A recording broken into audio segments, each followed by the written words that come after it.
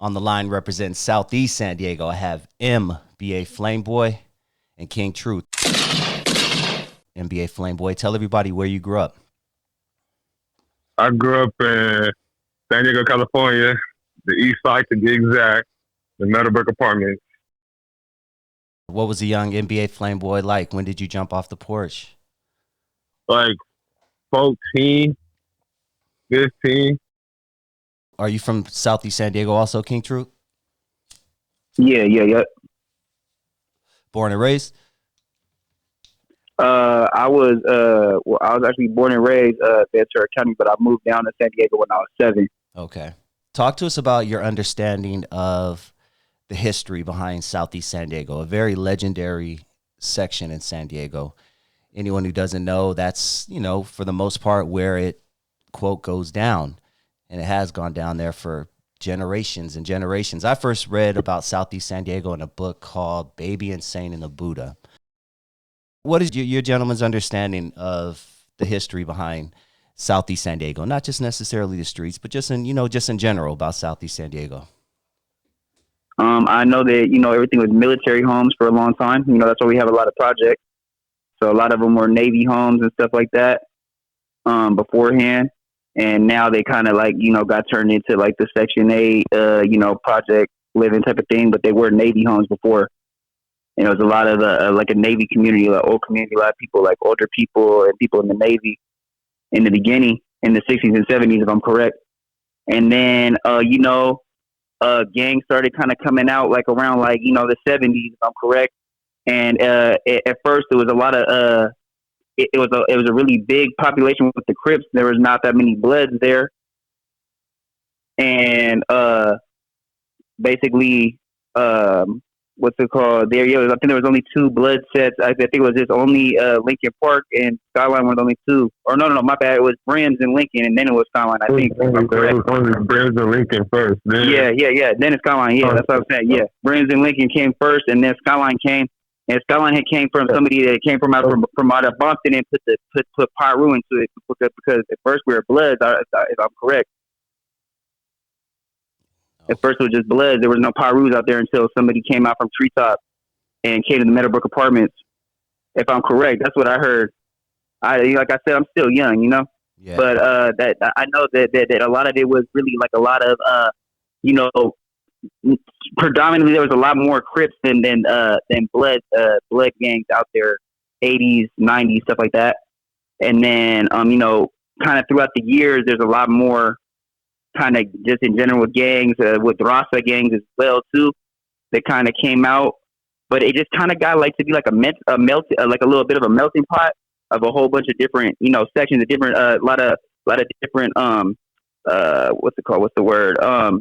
Basically just a whole bunch of different like races and like living together. Asians, the Rasa people in Rasa, of the Mexican descent or of Latino descent.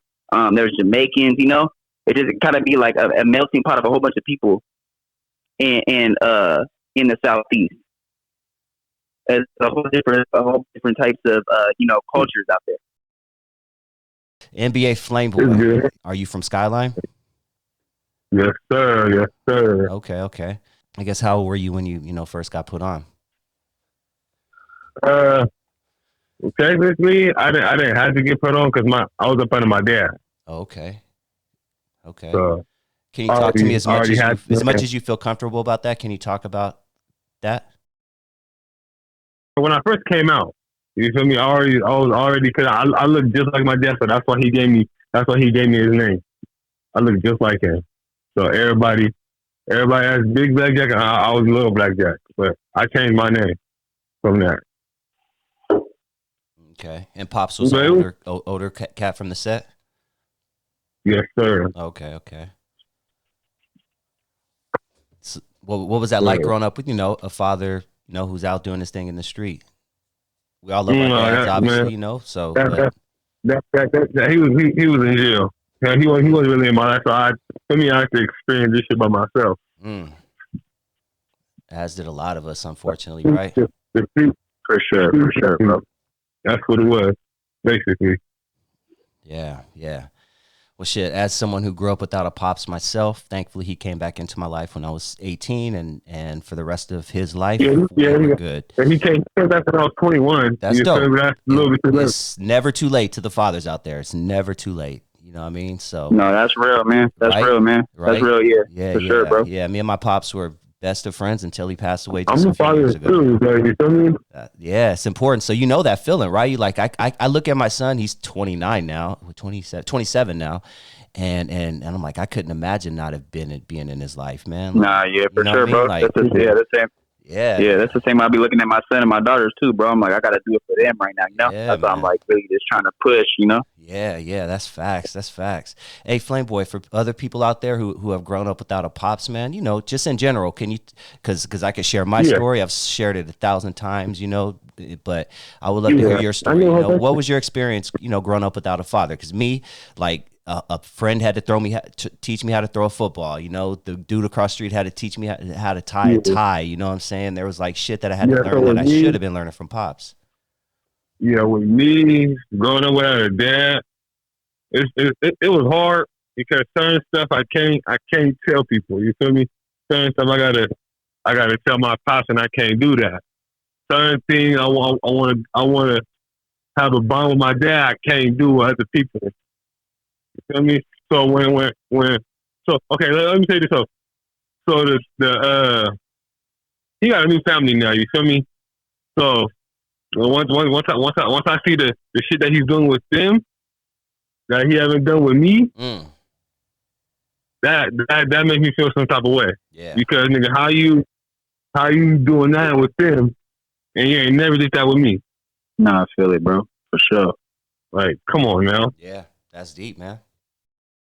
And you know what? A lot of the problems, a lot of the struggles that we deal with in the inner city, just in general, you know, populations that are, you know, mainly Latino and Black, is it stems from fathers who weren't there. You know what I mean? Like, I feel like if more pops were in the neighborhood, you know, and I say that respectfully about your pops. You know, I know he was your dad and everything. I'm just saying in general, like, you know, we got to stop going to prison. We got to stop leaving our kids, because, you know, that the result is the streets, and you either learn good stuff in the street or bad stuff in the street, and usually it's bad stuff. Oh God, that's real, bro, for real. Yeah. What's your end goal, MBA Flameboy? Because, you know, you can't gangbang on record for the rest of your life. You know what I mean? End goal, to be honest with you, I want to have my own organization now. You feel me? I want to just do stuff for the kids. I want to build my own boys and girls club. I want to build my own shelter for the homeless. Like, I'm trying to do my hands in every hustle right now. I'm trying to do everything I can. King Truth, tell us a little bit about your story, man. Let's talk a little bit. What was your upbringing like? I had my mom and my dad in my life, but then my dad kind of like, you know, he was doing what he did. You feel me? He kind of like was in and out, you know what I'm saying? And then once he was in and out of the house, then he was kind of in and out of jail, you know? And then he went for like a good stretch and he was gone. And so I started kind of getting a more bond with the boyfriend that my mom had that became my stepdad. And that's who kind of like really taught me everything that I really know. Like, I didn't really have like that good of a bond with my dad. And I hate to say it, like, I wish that I could have had a better bond with my dad, because like he came back into my life like when I was like 17, 18. And, you know, he passed away 2024 due to cancer, you know. So we were just getting back like on a good foot, you know. And I do wish that, you know, we could have patched stuff up more than it was. But, you know what I'm saying? He was there for when he could be. I'll say that. But it's just like he didn't know me, if you know what I'm saying.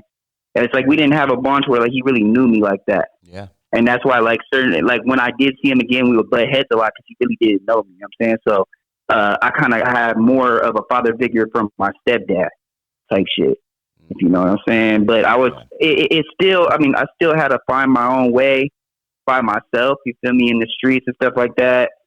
But what I'm saying is, like, really, like, if I was going to say I got any guidance from anybody other than the streets or any of the G homies, I would say my stepdad. I would say my stepdad definitely kind of showed me, like, you know, more than what my dad did. I didn't really get too much from my dad, you know what I'm saying? But my mom was definitely like, you know, the mom and the dad type of thing. You know what I'm saying? You know, she was trying to like, you know, make sure everything was smooth, even when everything was, you know, kind of not, chaotic. you know, up to par, which kind of struggling. You know what I'm saying? But you know, so I would say like, you know, it's basically like, you know, any other type of, like you just said, like, you know, the father's not in the life, but he wasn't like fully not in, like he'd be in and out. You know what I'm saying? Mm-hmm. And then once he found another woman he was gonna marry and stuff like that, and that's when we kind of started really drifting apart because I don't know, she just didn't like me for some reason. She still don't like me and stuff like that. Like before he passed away, they ended up getting married, but that was just because he knew he was getting sick and stuff like that. So, but hey, boy, that's like my pops and his wife. Yeah. I don't trust her at all. You know what I'm saying? But I'll say this, bro. Like I say, like I said, I learned more from the streets than my stepdad than my dad. I hate to say it, but that was kind of really what it was. You know what I'm saying? My mom tried to teach me as much as she can, but you know, mom can't raise a man like that. You know, it's more. You know, you need a father. Yeah, you gotta have a male figure. You gotta have that male figure. You know, you gotta have that male figure, man. So I already know, but you know, so I'll say like as far as it goes, like jumping off the porch or whatever, I'll say probably like maybe 13. No, yeah, 13. Just going, about to be turning 13. 12, about to be turning 13. You feel me? I started fucking around being affiliated. 14, I got officially put on. Okay. And you feel me? But for a while, like before that, I was in another like a little environment where I didn't know where I was at and shit. They didn't really like people from San Diego up there in Ventura County and shit.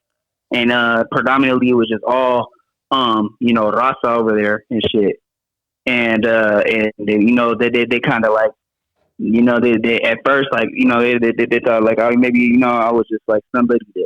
Like, you know what I'm saying? They looked at, all they knew from San Diego was the Southeast. But all they knew for the Southeast was Lincoln Park because they knew who Mitchie Slick was.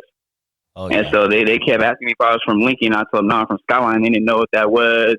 You feel me? And it was just a different thing for them. But they kind of like started feeling me out and it was cool. But for a while, though, they like, you know, it was like, you know, basically like, who are you type shit. And they were kind of like running a little school that they had. Like, it was just, you know what I'm saying? So it was kind of different, bro. I had to kind of like navigate through somewhere I didn't know for about 2 years when my dad had took me and tried to like, you know, kind of bond with me and shit out there in Ventura County. And it was just basically me out there by myself type shit. None of the homies all just around, basically just all Rasta, you feel me? Not saying I have no problem with no Rasta. I'm just saying like it was just, you know, I didn't really know nobody, feel me? And it was like I feel like it had made me think a lot. And then when I came back to Dago, I had a different perspective on shit. But it kind of made me like kind of regret going up there with my dad because he like I said, he didn't know me. So like when he'd get hot or whatever, he would just like not. He'd be like he'd stop letting me get food from there. Like they start trying to starve me and some weird shit. I just, you know, leave, feel me, go get some work, go flip it to go get my own shit. You know what I'm saying? Basically, like he wasn't really there. Like it was just I was staying there like a little bit because of the court. Because he had told the court like that my mom was letting me do whatever, some bullshit. You know how it goes.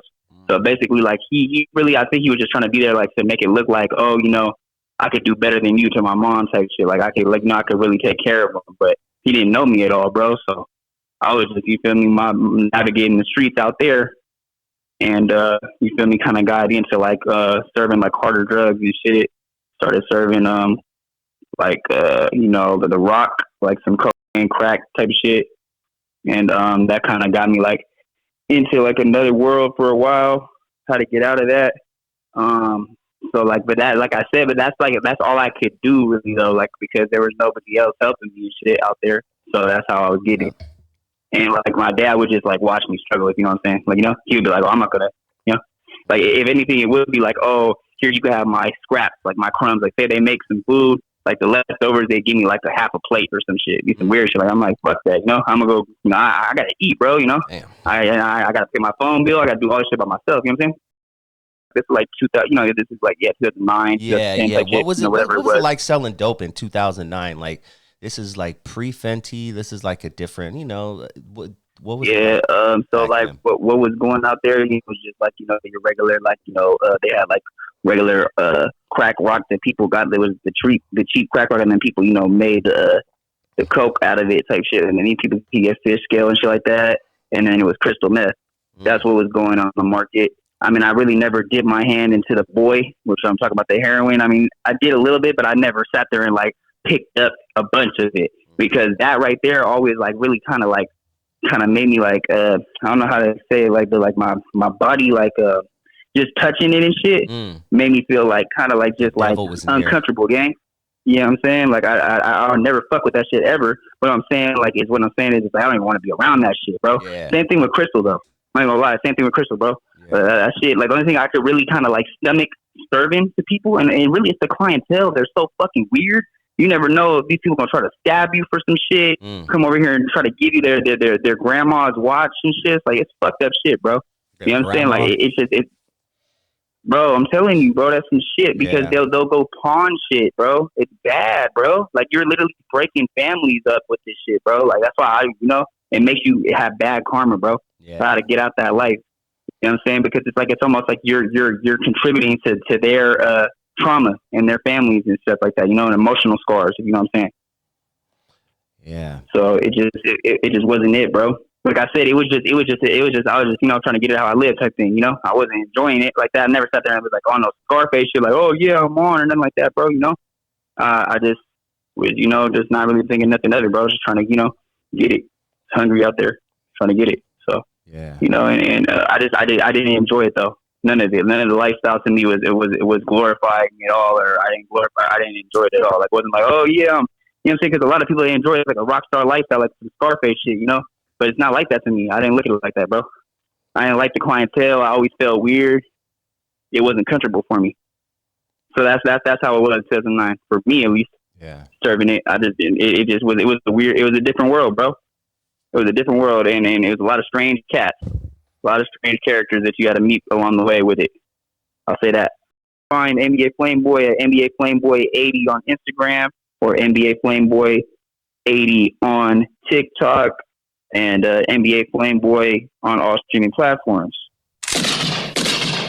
Thank you for tuning in to DustyVisionTV. Please hit that like button if you have not already. And if this is your first time joining the channel and you like what you hear, please hit that subscribe button. And if you enjoyed this video, you just might appreciate this bonus clip I'm about to play for you right now.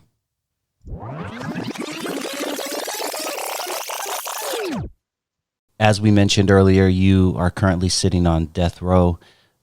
What led you to being locked up?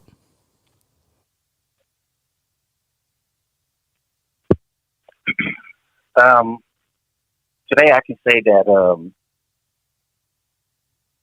growing up in a household, a dysfunctional household, I seen my stepmother, jumping on my mom. I seen fights. I seen a lot of street fights and that type of activity, and I grew to believe that type of activity and then being in the gang was normal. We normalized it, criminal thinking, criminal activity. We normalized it. So,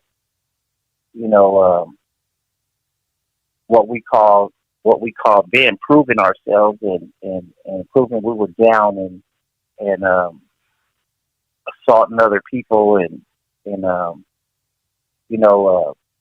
packing them out, so to speak, jumping on people or socking people out and all that kind of stuff. I mean, that came with the territory. And then it became a us versus them type of mentality. So that, growing up seeing it, growing up involving myself in it, being a product of it, being a part of it, normalizing it, it comes with also making poor decisions. And once you normalize it, it's almost like a wave, and I attribute it to like a wave at the beach. The wave comes in and the wave goes out. The wave goes in and the wave goes out. So when it's normalized, you're going with the flow. You're going with that flow. And so we see nothing wrong with it. We see nothing wrong with robbing people. We see nothing wrong with running up on guys and shooting at them, or running up on somebody and jumping on them, or taking taking property from individuals and all that. I was sentenced to death for I got convicted of 2 murders, and that's what landed me on death row. What is one thing that you wish someone taught you or told you during this time to make your time growing up, a little bit easier, a little more palatable? Yeah, I can definitely appreciate that question now, and thank you for asking, man, because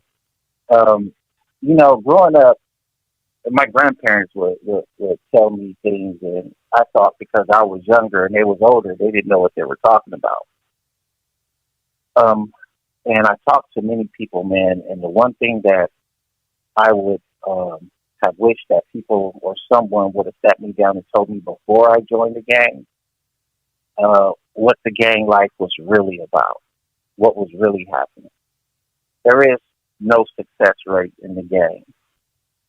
There's no one sat me down and told me that, before you get jumped into this gang, here's what you stand to lose. You stand to lose your life. You stand to lose your freedom. You stand to lose your family. You stand to lose anybody that care about you. You laying it all on the line for individuals that appear to be in your corner, have your back, only to find out that's not the case. So I wish someone would have sat me down and told me what the success rate was of a gang member. Because the success rate of a gang member is minus 0. It's in the negative. There is no right way to do the wrong thing. And growing up in that lifestyle and joining these gangs is definitely doing the wrong thing, man. And it gives you a false sense of supreme power. And you will start to believe that you can do anything you want. And then, you learn that the hard way that that's not the case, because you end up in jail, you end up shot at, you end up stabbed or jumped on, you end up, you can end up killed or in prison, not including death row. Yeah. Now let's talk about what was going on in your life just before you caught the situation that landed you where you are today. What was going on in your life then? In my life, nowadays, I refer to today when I talk about back then a lot, because I understand things a lot more now than I did back then. I was what you would call straddling the fence. One foot was in the gang life, and the other foot was in the family life. I had got married. This call and your telephone number will be monitored and recorded. Before I caught the charge, like I was saying, I was married. I just had got married, but I was still, addicted to the street life, criminal activity. Gang banging, and not so much gang banging, but active in the street life. And like I understand now, like all things, you can't do good and bad at the same time. You can't do negative and positive at the same time. It's just not going to work. I know now, but I didn't know then. And I was just trying to find my way, trying to be a better person, but still getting caught up in what I gave my heart to. I gave my heart to the street, and it wasn't worth it. But back then, you couldn't tell me that because I was in it. And it's just like that wave that I talked about, going back and forth. It's not until you wake up and realize that what you're doing is wrong when you start to feel that clash with that wave. It's no longer a solid system for you no more. You know, and so I didn't catch on back then, man, and I just kept doing what I was doing and hanging around the people that I was hanging around, and I'm a protective type of person, so I learned how to fight really good early. And my thing is, anybody that I cared about, because there was no hugs in my household or I love yous in the household, you know, growing up, I would fight for the people that I cared about. That was the way that I showed my love. That was the only way I knew how to show my love. And so every time I did that, I got myself caught up in some kind of way. And here's another example of me going into somebody's defense and then, you know, suffering because of it. Let's take it all the way back, man. Tell everybody where you grew up. Oh, thank you, man. I appreciate that. I grew up in Southeast San Diego back in the, would you believe it? I was born in 72, but, you know. You look good for your age, homie. I thought you were in your 30s. I can't even lie, man. I appreciate that, man. I appreciate that. Yeah, class of 90. And I really only remember, like, from the 80s and 90s, like maybe the late 70s a little bit. But, yeah, the 80s and 90s that was a special time, man. It was 72. Okay, so you're 52 years old, if my math serves me correct. Yeah, I'll be 50. Yeah, I'll be 52 in June. All right, so man, all right, let's take it back then. What was a young Jay Roos like? What was your upbringing like back then? Oh man, I was before boxing. I was mainly Southeast San Diego was really like a big football community back then. We played street football, you know, till the lights came on, the street lights. We'd be just out there. That's all we cared about was like all my buddies were Dallas Cowboy fans. I was a Charger guy, and they've been disappointing me since the 80s. But you know, I lived like literally like 20 steps from Lincoln High across the street, so they would have the big gang football games over there, like SKYLINE and Lincoln Park and Emerald Hills. They would all play football over there, so it was just a big football city, ice cream trucks and all that, you know, after practice. And that's like my main memory of Southeast was just a lot of football, man. Nice. All right. So 72, there were a lot of changes just throughout the country from the 70s to the early 80s. Now, just knowing Southeast San Diego, it's a little bit on the rougher side when it comes to the county of San Diego. Is that safe to say? Yeah. Oh, yeah, definitely. Yeah. Before we jump into that, what are some of the cities, towns, areas in Southeast San Diego for someone who isn't familiar? Well, I lived in Chula Vista for a long time. That's where my wife was born and raised, man. That's funny. Oh, wow. Are you serious? Yeah, she lived off of Palm. I think it's the Palm exit, right there by the park. Yeah, and there's a McDonald's right there. I think there's a little Caesars. There's a gas station. Wow. Yeah, Walmart down the street. Oh, man, I never knew that. Yeah, I grew up I lived in Telegraph Canyon, if you know where that is. I bet my wife does. I'll ask her after the show. Yeah.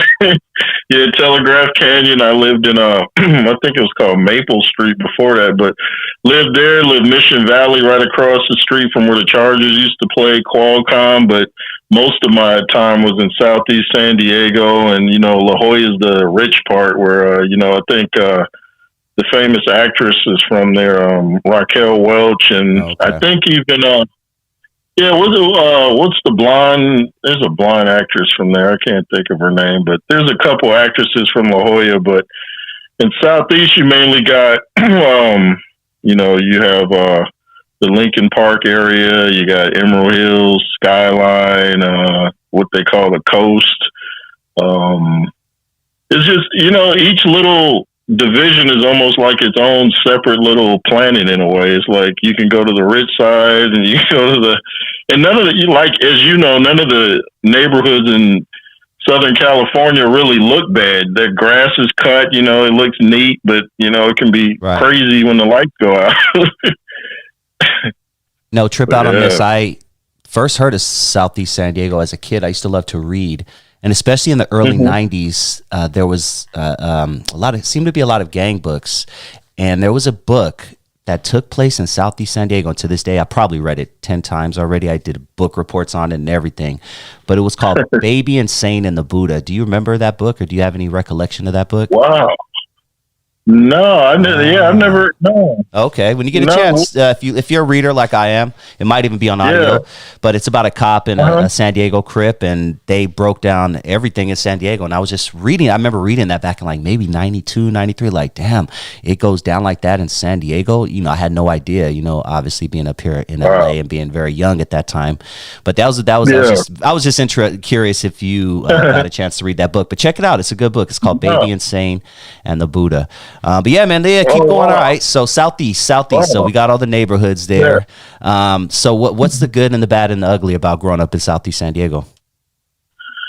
The thing is, like, you don't realize like how kind of dangerous it is until you grow up and you look back. You're like, man, that was kind of, you know, they call the area the Four Corners of Death over there. I didn't even know that till I was like later on in life.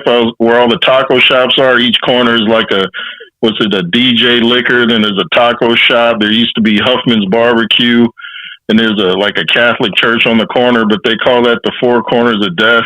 But like, it doesn't feel dangerous. It feels like there's something always going on, but it doesn't necessarily feel like your life's in jeopardy. But although I will say my high school, Lincoln High, I always say it was like Def Comedy Jam meets Boys in the Hood. It was like funny, but it felt kind of dangerous at the same time.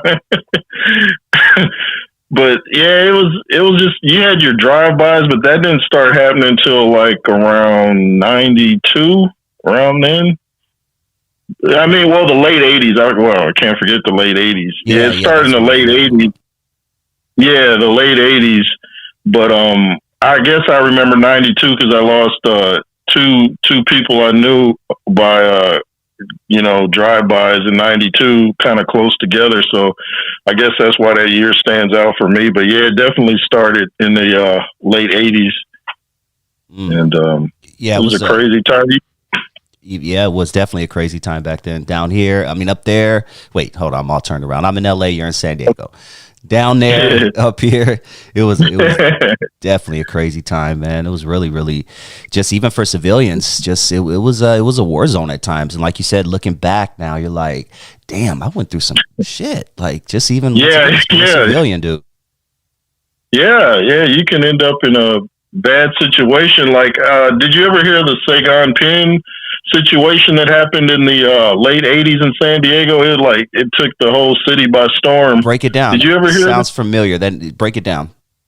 Yeah, I know his sister. We went to Lincoln High together, but Saigon Pen, they have some of his story on YouTube. He was just minding his business. He was like a martial artist, taekwondo. He was just walking home one day, and the police decided to harass him like in front of a church, and they started, I guess, beating him and stuff. And they're all kind of witnesses out there. And this dude was a martial artist, so he handled his business, and they ended up out of here. And he had a court case and got off, which is rare. You know, usually if you take out some cops, whether you're right or wrong, you usually do some. You usually don't get off, but he got off because I guess there were so many witnesses out there that knew he didn't. He wasn't at fault. They were messing with him. He was just minding his business, but they messed with the wrong guy. The dude knew how to handle his fists, and it's too bad it ended with anybody having to lose their life. You hate to hear that, but police were almost as more dangerous than the gangs back then. You couldn't trust them. Yeah, that's facts. I'm looking at the story right now. Saigon Pen. Let's see. He was a martial artist expert and community leader from Southeast San Diego who worked as a karate teacher and also mentored inner city children in the early 80s. Penn was subsequently acquitted for the 1985 controversial shooting death of a San Diego police officer. Let's see. Multiple altercations. So, all right. I just want to read it off real quick because I'm very interested. Oh, yeah, no problem. In 1985, Penn's vehicle was pulled over in the Encanto area during a traffic stop by San Diego police officers Thomas Riggs and Donovan Jacobs. Civilian police ride along Sarah Penn was in the squad car when a physical altercation ensued, resulting in Penn shooting and killing Riggs with his own service revolver. Oh yeah, he took that shit on some Bruce Lee shit from him. Shooting and injuring him. Penn also shot and wounded Jacobson, ran him over with the police squad car while fleeing the scene. Later that day, Penn voluntarily surrendered himself to police. Interesting. Yeah, went to trial and apparently he took his own life in 2002. Yeah, there's some the family kind of is a little suspect of that because I'm suspect of that, and I don't even know the whole story. Yeah, you know, like that Rodney King thing. Years later, he mysteriously drowns or something. Like, I don't know about all that because in fact, my cousin took Taekwondo under the same guy that Sagan Penn took Taekwondo. His name was they called him Master Wilson. They took the same martial arts class, and he was a disciplined guy. So I don't know that you know that story seems kind of fishy that he would do something like that. You know, these things seem. I'm gonna go down that rabbit hole. Might even do a show on that. Don't be surprised if you see that pop up on my feed. Real talk. That's thanks for throwing that one out there. Oh yeah, no problem, man. Yeah, that story took over. That was like as big as OJ was in almost in San Diego. Yeah, and this was '85. Damn. When was banning at its peak when it comes to violence on the street? Are we talking like maybe like it was in LA, late '80s, early '90s? Yeah. Yeah. There was a guy that got killed by the park. And my grandfather told, make sure my mom let us know to stay in the house because it wasn't safe to come outside, and just, and then a few years later, a guy by the name of Virgil, he got killed out here, and just seeing people grow up and then getting killed and murdered and overdose, swallowing dope sacks, suicide. It's crazy. And it's like you really had to grow up fast out here. Is there a big Latino or Hispanic gang presence in that city? Yeah. Van and Sapos, that's the big Hispanic gang that's out here. I went to school with some of them. The majority of them, they really, really cool. They take care of their own. You know what I'm saying? It's the city. You know what I'm saying? From Bannon, everybody is related in some way or another, where either they got kids with another race or they even married into. You know what I'm saying? So then you got brothers, cousins, aunts, uncles. So it's all like intertwined. It pretty much Bannon is if you're from Bannon, you're related to somebody some way or another. Back in the 80s and 90s or even before that, do you remember anything about any white gangs out there? No, but I'm pretty sure that, the skinheads and everything, it was kind of like a secret society, basically. They really didn't mess with any the young kids, but we knew, what I'm saying, just how certain people would act or talk, when we was at school, but not really knowing what was going on. Not until we got, kind of older. Beaumont and Yucaipa, pretty much, we heard it more so over there, not in Bannon. Gotcha. Okay. Take me back to the time that you decided to join Crip. Take me back to the day. Did you get jumped in? What was going through your mind? This was like junior high, so we was just, like I said, player gangsters was popping up. So most of the guys that live closer by the block, they would come to school. I stayed up on the hillside by this time, junior high, and then we all just got in a circle. One evening we was on Almond Way in Christie, and it was just like everybody just went at it, But that was like I said, I was 14, so it was nobody was older than 16 that was in that circle. You know what I'm saying? None of the big homies pretty much like put us on. It's like, how you gonna put us on? But we already from here. You know what I'm saying? This is where we grew up. This was our playground. So this is what we became. And that's how it was.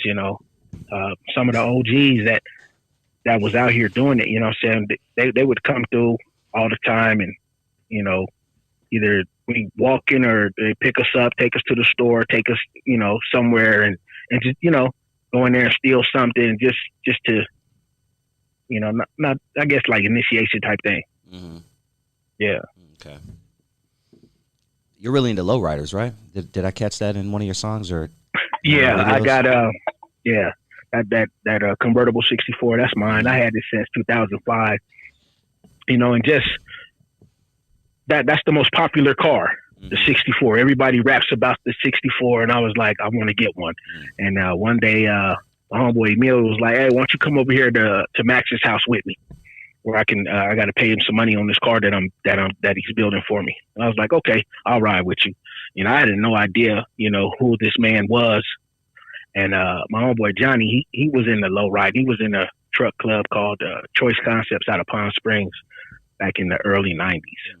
This was what we was 16, 17 years old, and he Low joined Rider magazine days. Choice Concepts. Damn. Was mini trucking was the thing. Low riding has always been around, but just different generations you had, on the alternative. And then the truckers came, the mini trucks. And now, everybody got they call them rice rockets now, They get a car, they slam it to the ground, put the big loud pipe on them, put the NOS in there. And it just always like to see them low riders. And then seeing Eazy-E's, them videos, Ice Cube videos, and they end just, Impala's like, wow. And the first time that I actually seen one up close, I was at a car show that Choice Concept threw out in the desert. I don't remember if the car was in any club or anything, but it was a forest green 64, and the inside was like a forest green, so it kind of matched the paint a little bit. And it was just like, wow, it's up close, not knowing how much they cost back then, but I know how much they cost now. Yeah, definitely. Yeah. One of the only cars to go up in value. Yeah. You got to be in the 60 class. The 59 is the first Impala, and that's the one that if you got the money to do it, if you want one, go ahead and get that one. You know what I'm saying? But the most popular one is the 64. You know what I'm saying? But the one that looks the best when it's done up, to me is the 63. Okay, I've heard other people say that. Yeah. Yeah. Okay. But it got to be a rag though. Hard tops is cool. Some with the brains blown is cool. But if you're in a rag, you're winning. Yeah. Yeah, can't nothing beat that, rolling with the top down, hitting the switch, just clowning, just having fun, man. Yeah. And that's basically all we was in it for, to do, because when you out there in the streets and you gang banging, of course you fighting, the stabs and the killing, the shooting and all that, it comes with it. But, some of us told it, whatever your weapon of choice was, So, and then how you made your money also determined, like what's more important, So me, I didn't like being broke. So I started, doing side hustles on the side and seeing homies, my big homies in and out of juvie. Some went to county, some was going to prison, for selling dope. And I'm like, I don't want to be that person, I don't want to go that route. So if I do it, how can I benefit from it, and how can I not be out there and notice that I'm doing it, And all that came with age, Once I got older, then I was like, okay, I can, now I know how to maneuver through it, and just keep people out your business, basically. and you and you could be successful no matter what you're doing, So one of my big homies that recently got out of prison, we still talk, to the day. But even when I was like 8, 9 years old, I was always going over to their house, And baby Drew, he was like, Ro, you peeped us out and you sifted through everything that we was doing, and you still kept it 100, still solid, and you still out there in the town doing your thing. So he was telling me how proud he was of me, and homie Chill also, and my homeboy Emil. So as far as I'm concerned, like being a man out here, and then everything else is secondary. Fatherhood is the best for me. Yeah. I wouldn't take that. Best, man. That's the best feeling in the world, homie. Oh my gosh, to see the smile on your kid's face when you come home from work, or if you just outside playing with them, and they just, it's beautiful. Yeah, man. All right, Dusty Vision TV. I'm here with my dudes, Avenue Trey, Phantom Loke, and Big Slim. I would love to talk with you guys about some stuff that's been going on the YouTube. Now, you may all remember the name GBO or Gbo Gaston. I don't know how it's pronounced. I think he was also one that we've talked about early on when I first had you guys on back in 2019, 2020. He was, for everyone out there who doesn't remember, Gbo Gaston, I guess, got introduced to the world just moments after Nipsey Hussle's life was taken from him back on, it's March 31st, 2019. I can't believe it's already going on that long. But what he did was he hopped online and said that he was the person who did it. And for hours, days, I don't know, until, things, the truth got out there. A lot of people thought this was the guy who took Nipsey Hussle's life. He's since then been one of those guys we've talked about where he'll go to different hoods and pull out his, quote, blower and just do a lot of really ignorant stuff that has a short shelf life, I guess is the best way to put it. Damn, I got 30 stick on your hood, nigga. With some of that paperwork, that rat shit, nigga. You know you ain't playing that. Hey, big sound of down is playboy. You cannot come back to your hood. You was a rat, nigga. Got paperwork, don't shake no hand with me, nigga. 30 stick. If you was out, hey, supposed to be a Joe Murphy, right? You would've got blown down. The dead homies, you know not to play with the set, nigga. GBO, look, Cadillac right there, nigga. We're not playing. Hey, I'm in a set, nigga, 30 out, nigga. We don't straight up. Nigga, what? Nigga, hey, fuck big set down. What are your thoughts on, hearing that this guy is back again? Gaston is just like a roach, bro. It's like no matter how many times we keep stepping on this little nigga, he just keeps finding a way to come back, man. It's like that ass whooping he got. I don't know if you remember that video, but yeah, he ran into the element that he was searching for, and he got what he asked for. He got his ass whooped, and they beat him up out of his motherfucking pants and his drawers, man, and they sent that man running for his life, looking like he was pitiful. Then he got approached. I think before that video surfaced, they found out that he works for Amazon. Why you diss Nipsey? To be honest. To be honest, what? I just want attention. I just want attention. I just want attention. I just want attention. I just want attention. So, now the whole world knows what you do to make a living, to keep a roof over your head, whatever the case may be. Not smart at all. And I don't condone his tomfoolery. And to me, he's just another Charleston White. He's another Aunt Cheesy. He's addicted to clout, bro. He's treating shit like it's a joke, my nigga. And he doesn't realize that, dude, you're in California. You are in Southern California. There's a lot of people, that love Nipsey Hussle just like they love Tupac. And I don't know, I was too young to remember, but I remember hearing stories when Pac died, it caused a chain reaction in the streets, and that made anybody respected Pac, that was your ass. So for somebody that we held in high regard, that we respect, just like Tupac, even though Nipsey is his own man, he's a legend in his own right, you feel me? Salute. It's just when you disrespect them, you're pissing off a lot of gangsters, and the trolling, like I said, it's just like another snitch nine, bro, like waiting to happen. Pulling up the dude's hoods. We're not giving you credit for pulling up the dude's hoods when they're not outside. We're not doing that. And I'm not saying I condone that type of destructive behavior, but this is a guy that is an attention seeker. And I told people before, the way you kill this type of vibe is by not sharing his videos, not watching his videos, not commenting on his videos, not liking his videos. Just pretend that he doesn't exist, bro. He loses a bag every time you don't tune in. Come on, man. He's delivering packages. How good does he really have it? You know what I'm saying? If I stop your bag, nigga, that little ass gun that he's showing, flashing on the damn fucking YouTube, how much you think a box of bullets cost? Eventually, but you need money to buy them, right? Now you surround all gang members. Do you really think you have enough to go to war with all them niggas? Streets is a pretty big place, my nigga. And neighborhood crip is a big part.